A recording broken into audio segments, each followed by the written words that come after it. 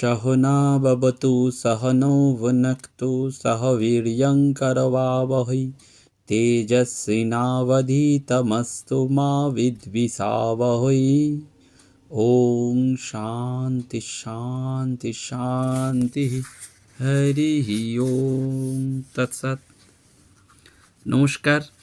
শ্রী শ্রী ঠাকুর, শ্রী শ্রী মা এবং স্বামীজি মহারাজের রাতুল চরণে ভুলুণ্ঠিত প্রণাম জানাই।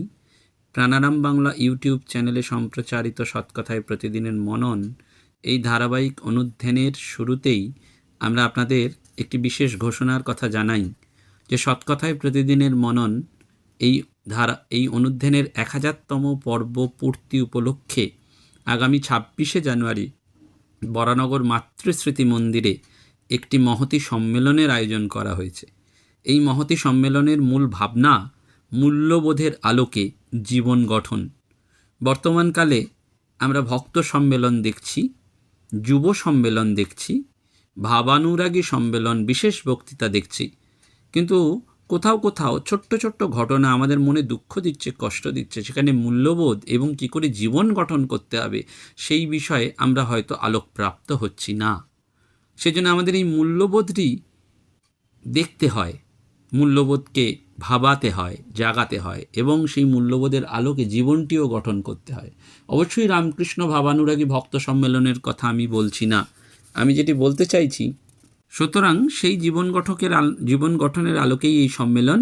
এবং এই সম্মেলনের যে প্রবেশপত্র ছিল মাত্র 200 টাকা করে অনলাইনে, সেটির অধিকাংশই ইতিমধ্যে নিঃশেষিত হয়েছে।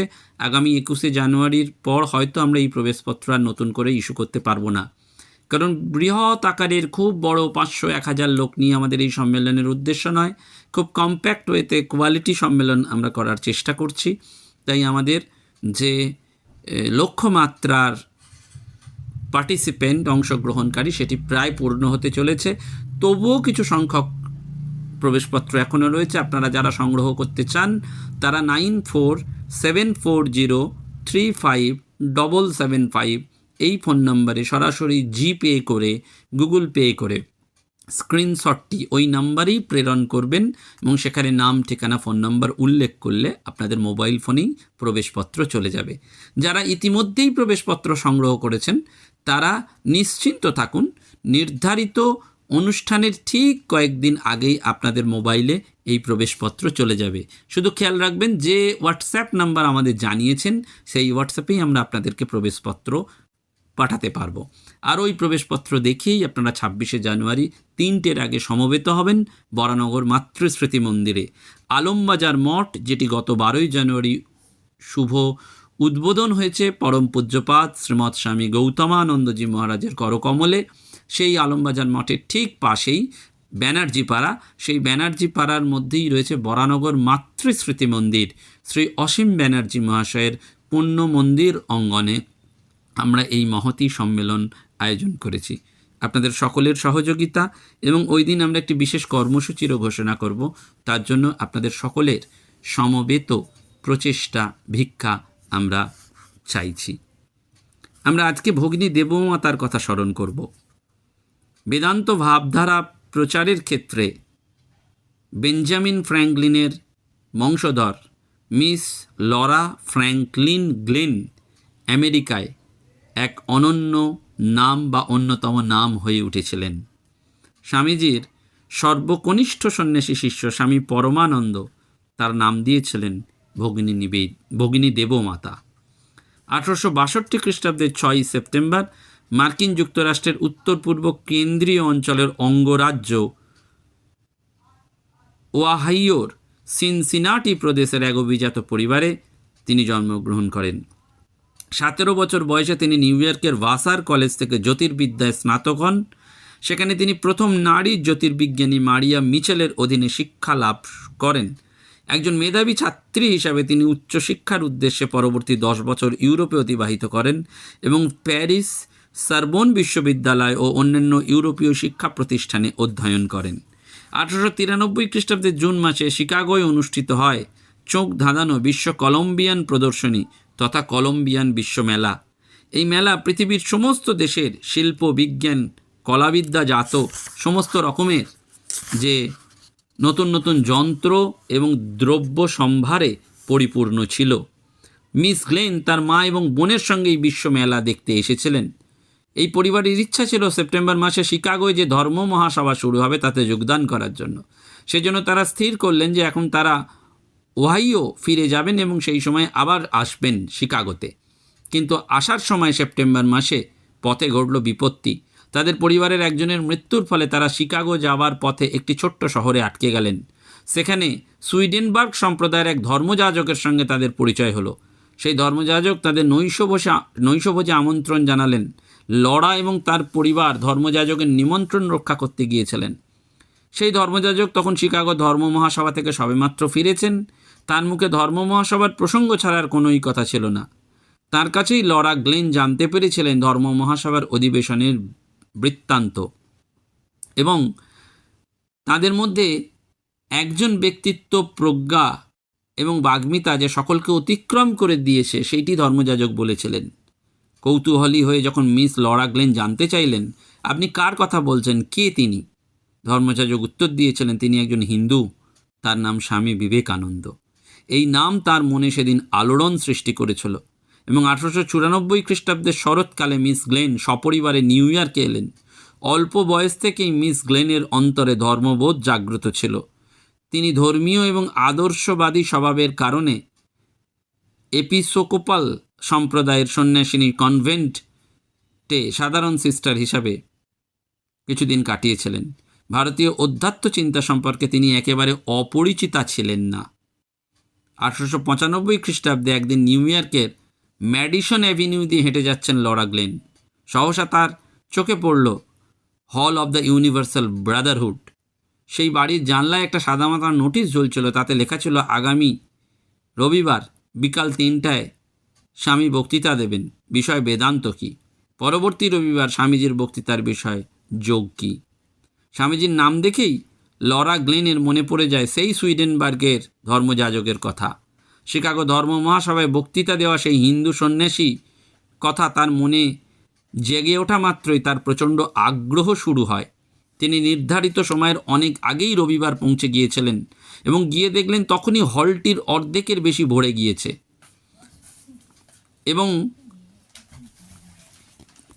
এবং লরা গ্লেন দেখলেন 3টে না বাজতে বাজতেই সিঁড়ি, জানলা, রেলিং সর্বত্র অত্যুৎসাহী মানুষের ভিড়। এবং সেই দিন অনেকে স্থানাভাবে একতলার প্রবেশপথেও দাঁড়িয়ে আছেন যদি বক্তৃতার মৃদু প্রতিধ্বনিটুকু শোনা যায়। সেই প্রথম লরা গ্লেন দেখেছিলেন স্বামী বিবেকানন্দকে। সেই ঘটনার 37 বছর পর স্মৃতিচারণ করতে গিয়ে লিখেছিলেন, ঠিক এমনই সময় সিঁড়িতে যেন কারোর পদধ্বনি শুনতে পাওয়া গেল। ধীর শান্ত পদবিক্ষেপে কেউ যেন ওপরে উঠে আসছেন।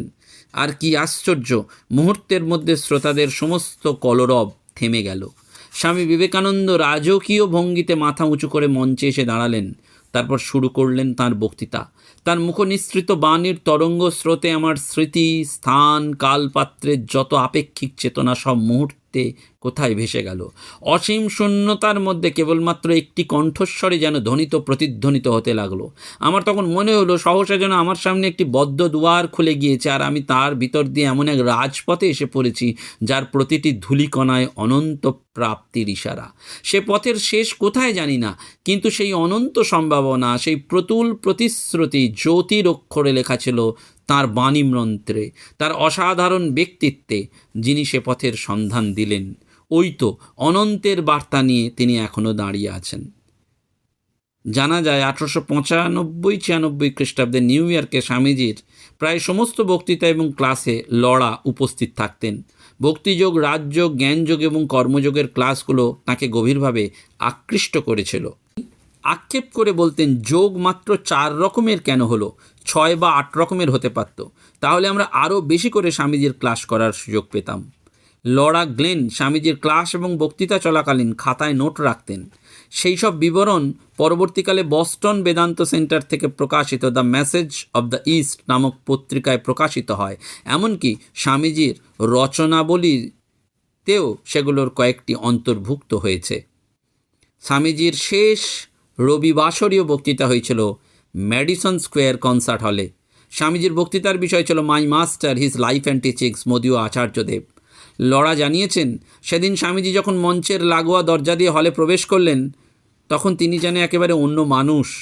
লরার মনে হলো যে স্বামীজির স্বাভাবিক আত্মবিশ্বাসের যেন কিছু অভাব রয়েছে, যেন কিছুটা অনিচ্ছা সত্ত্বেও তিনি বলতে এসেছেন।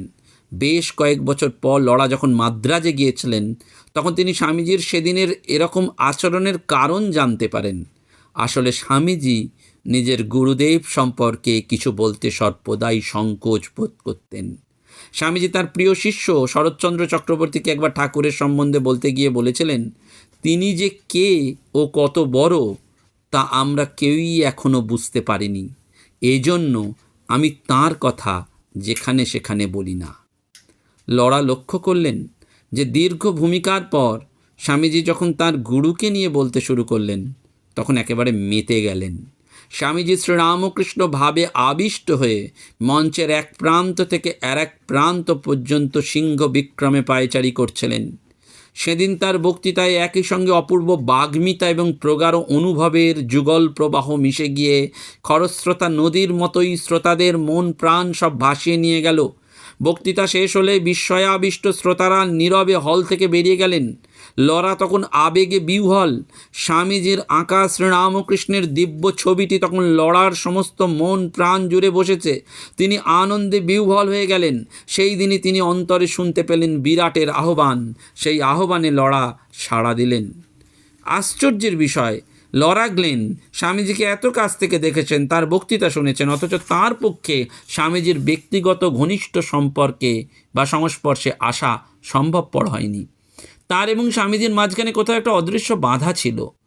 তিনি যে সকর্ণে স্বামীজির বক্তৃতা শোনার সৌভাগ্য অর্জন করেছিলেন, তার সাক্ষ্য তিনি রেখে গেছেন বাণী শরীরে। পরবর্তীকালে যা ছিল মেরি লুইস বার্কের পাশ্চাত্যে বিবেকানন্দ লেখার অন্যতম উপাদান। লরা জানিয়েছেন, প্রথমত তার সংকোচ, আর দ্বিতীয়ত তার বাবার গোঁড়ামি ছিল এর অন্যতম কারণ। লরা লিখেছিলেন, বস্তুত প্রাচ্য বিষয়ে আমার আগ্রহ বা আমার পড়াশোনা বাবা মোটেই সুনজরে দেখতেন না। তিনি প্রায়ই বলতেন তাঁর ইচ্ছা দেশের ধর্মচিন্তার মধ্যে থেকেই আমি যেন মুক্তির পথ খুঁজে পাই। কিন্তু শত প্রতিকূলতা সত্ত্বেও নির্ভীক লরা পরবর্তীকালে বেদান্ত আন্দোলনের সক্রিয়ভাবে অংশগ্রহণ করেছিলেন। স্বামীজি 1895 খ্রিস্টাব্দে গ্রীষ্মে সহস্র দ্বীপোদ্যানে 1000 আইল্যান্ড পার্কে 7 সপ্তাহ অবস্থান করে যে সমস্ত ক্লাস নিয়েছিলেন, সেই সব ক্লাসের একজন উৎসাহী ছাত্রী ছিলেন মিস ওয়ার্ল্ডো। ক্লাসে স্বামীজি যেসব ধর্মপ্রসঙ্গ করতেন, মিস ওয়ার্ল্ডো তা লিখে রাখতেন। একদিন মিস ওয়ার্ল্ডো তার নোটগুলি লরাকে পড়ে শোনাচ্ছিলেন। স্বামীজির মুখনিসৃত অমীয় বাণী শুনতে শুনতে লরা চমৎকৃত হন এবং মিস ওয়ার্ল্ডোকে বলেন, তুমি এগুলি এতদিন নিজের কাছে লুকিয়ে রেখে অপরাধ করেছ। স্বামীজির এই উপদেশগুলো সমগ্র জগতের। মিস ওয়ার্ল্ডোর সম্মতিক্রমে এবং লরা গ্লেনের সহায়তায় এই নোটগুলি 1908 খ্রিস্টাব্দে ইন্সপায়ার্ড টক্স দেববাণী নামে গ্রন্থাগারে চেন্নাই রামকৃষ্ণ মঠ থেকে প্রকাশিত হয়। দেবমাতা কিছুকাল স্বামী অভেদানন্দের সঙ্গে নিউ ইয়র্ক বেদান্ত সেন্টারে বেদান্ত আন্দোলনের সঙ্গে যুক্ত ছিলেন। মূলত 1901 থেকে 1907 খ্রিস্টাব্দ, এই 6 বছর তিনি স্বামী অভেদানন্দের নেতৃত্বাধীন নিউ ইয়র্কের প্রথম বেদান্ত সোসাইটির সক্রিয় সদস্য হিসাবে বেদান্ত প্রচারের কাজ শুরু করেন। স্বামী বিবেকানন্দের গুরু ভাই স্বামী অভেদানন্দের তত্ত্বাবধানে তাঁর এই কাজ বেদান্ত আন্দোলনের এক গুরুত্বপূর্ণ অধ্যায়। স্বামী অভেদানন্দের নির্দেশে 1903 খ্রিস্টাব্দে দ্য সেইয়িংস অফ শ্রীরামকৃষ্ণ গ্রন্থটি সংকলন করেন এবং সম্পাদনা করেন। 1907 খ্রিস্টাব্দের 19 মার্চ লরা গ্লেন স্বামী পরমানন্দের কাছে মন্ত্র দীক্ষা লাভ করেন। দীক্ষান্তে স্বামী পরমানন্দ তার নাম রাখেন ভগিনী দেবমাতা। দেবমাতা স্বামী পরমানন্দের থেকে বয়সে বড় ছিলেন এবং পরমানন্দই বিদুষীকে মাতৃজ্ঞান করতেন। স্বামী পরমানন্দ তাকে সন্ন্যাস দিয়ে বস্টনের সন্ন্যাসিনী গোষ্ঠীর নেত্রী নির্বাচন করেন। পরবর্তীকালে স্বামী পরমানন্দ লা ক্রেসেন্টায় আনন্দ আশ্রম প্রতিষ্ঠা করলে দেবমাতা সেখানেও দায়িত্বভার গ্রহণ করেন। স্বামী পরমানন্দ তাঁর কর্মধারার প্রতি দেবমাতার ঐকান্তিক নিষ্ঠা ভক্তি লক্ষ্য করে বহু ব্যক্তি অনুপ্রাণিত হয়েছিলেন। 1907 খ্রিস্টাব্দের শেষাশেষি 38 দিনের দীর্ঘ সমুদ্রযাত্রার পর দেবমাতা ভারতবর্ষে পদার্পণ করেন 1908 এবং ভারতে ছিলেন 1909 খ্রিস্টাব্দের সেপ্টেম্বর পর্যন্ত। দেবমাতা বোম্বাই বন্দরে নেমে ট্রেনে মাদ্রাজ পৌঁছান। সেখানে স্বামী রামকৃষ্ণানন্দজি তাকে অভ্যর্থনা জানান। মাদ্রাজের মাইলাপুর মঠের ঠিক বিপরীত দিকে একটা বাড়িতে দেবমাতার বসবাসের বন্দোবস্ত করা হয়েছিল। দেবমাতা সন্ধ্যায় মঠে গিয়ে ঠাকুরের সন্ধ্যারতিতে যোগদান করতেন এবং যখন সন্ধ্যারতি সমাপ্ত হতো তিনি মঠের হলঘরে অল্প আলোকে শশী মহারাজের কাছে বসে তাঁর মুখনিসৃত অমৃতবাণী বিভোর হয়ে শুনতেন। শশী মহারাজের সহজ সাদামাটা ভাষায় ধর্মপ্রসঙ্গ দেবমাতার প্রাণে গেঁথে যেত। শশী মহারাজকে তিনি বলতেন মাদ্রাজ মঠে থাকাকালীন যে ঠাকুরের সেবা পূজার প্রতি যে প্রবল নিষ্ঠা, এবং শশী মহারাজ নিজেই ঠাকুর ঘরের ভোগ রান্নার জোগাড় করতেন, তরকারি কাটতেন। এক ব্রাহ্মণ ভোগ রাঁধত। কোনো দিন কোনো তরকারি দেবমাতার খুব পছন্দ হলে তিনি তা শশী মহারাজকে বলতেন। তা শুনে শশী মহারাজ তাকে উৎসাহিত করে বলতেন, বেশ, এবার থেকে প্রতিদিন তুমি ওই তরকারি পাবে। 1.5 বছর মাদ্রাজে কাটিয়ে 1909 খ্রিস্টাব্দে জুলাই বা জুন মাসে কলকাতায় পৌঁছান। স্বামীজির শিষ্যা সিস্টার ক্রিস্টিন তাকে হাওড়া স্টেশনে অভ্যর্থনা জানান। দেবমাতা কলকাতায় পদার্পণ করে বাগবাজারে নিবেদিতা স্কুলে যান। সেখানে তার সঙ্গে ভগিনী নিবেদিতার সাক্ষাৎ হয় এবং শ্রী মা তখন সেই বাড়িতে ছিলেন। নিবেদিতার স্কুলে পৌঁছেই দেবমাতা প্রথমেই পদব্রজে মায়ের বাড়িতে গিয়ে মাকে দর্শন করেন। শ্রী মায়ের সংস্পর্শে এসে দেবমাতার মনে হলো তিনি যেন কত আপনার জন। মা পরম স্নেহে তার মস্তকে হাত রেখে আশীর্বাদ করেছিলেন। পরবর্তীকালে আমরা জানি যে এই আমেরিকায় বেদান্ত আন্দোলনের সাহিত্য সৌধ নির্মাণের পেছনে ছিল সিস্টার দেবমাতার অনবদ্য অবদান।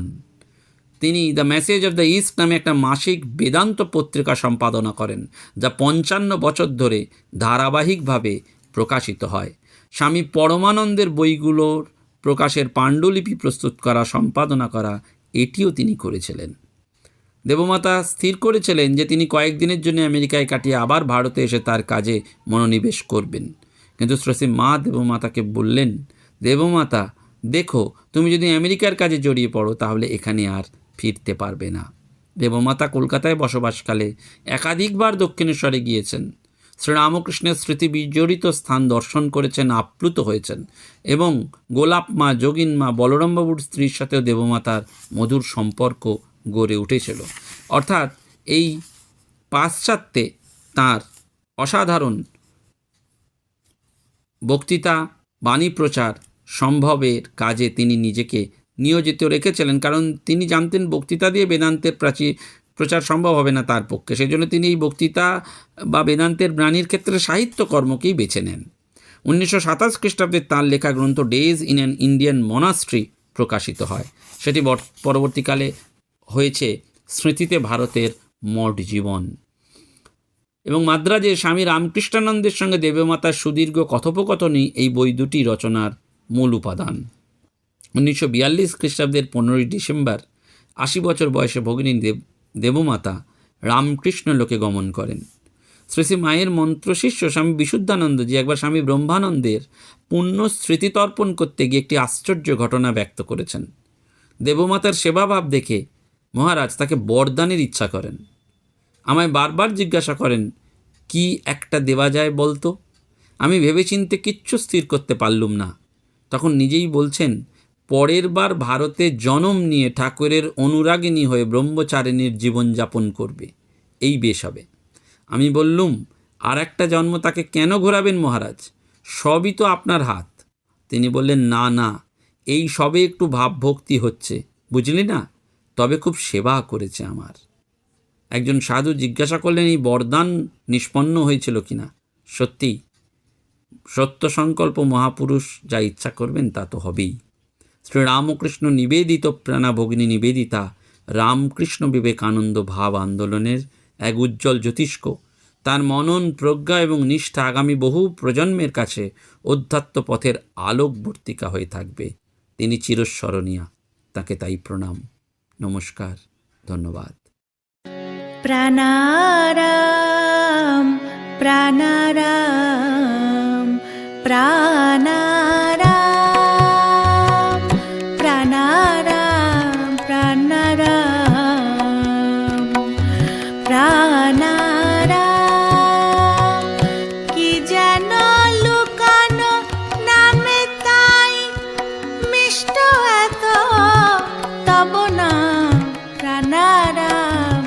প্রাণারাম প্রাণারাম প্রাণারাম প্রাণারাম